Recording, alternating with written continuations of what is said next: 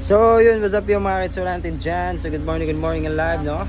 For today's video mga kaitsuran, dito pala tayo sa Luzon, Bulacan, no?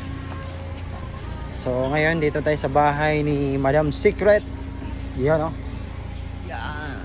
Kaya yung bahay ni Madam Secret, naka first floor, second floor, and third floor. Yan. Ang pinakamalupit na isa sa mga pinuntahan ko dito yung mga gulay ni nanay. Yan. Tignan yung mga gulay ni nanay. Oh. Tignan nyo, oh. Marami siyang mga sili. Oh, daming mga sili. Ang lulupit. May mga kapayas pa siya. Oh. May kapayas pa siya na lalaki. Ito gamot daw to. May lalaking kapayas or papaya. Oh, may siling labuyo din si nanay. Oh. Grabe, oh. Ang lupit. Mahilig, pares kami mahilig ni nanay ng gulay-gulay at saka mga prutas. Ito yung papaya niyo, ang liit pa. Oh. May bunga na, oh. No?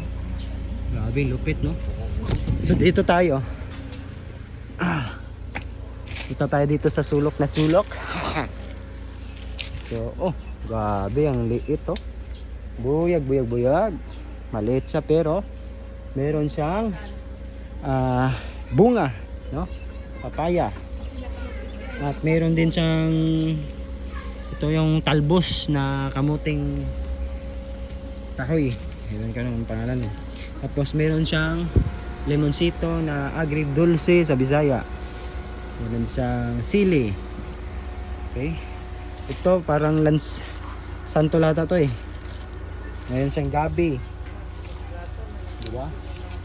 Oh, may mga papaya siya dyan eh. At meron din dito sa labas, sa kapitbahay daw to, yung mga gulay-gulay. Lupit mga gulay-gulay nila. Oh, may batong pa dito. May batong. Ano, kuha tayo? Ay, sorry. Batong. So, sili na naman. Daming sili, no? Big lupit. Wow, mangga. Oh, maliit na mangga. Uy! May bunga pa, oh. Ang lupit, no?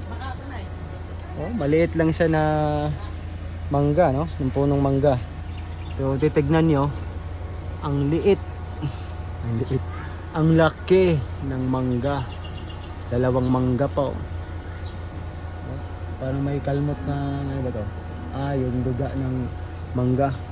Solid, no? Laki. Buyag. So, ang lupit. So ano ba?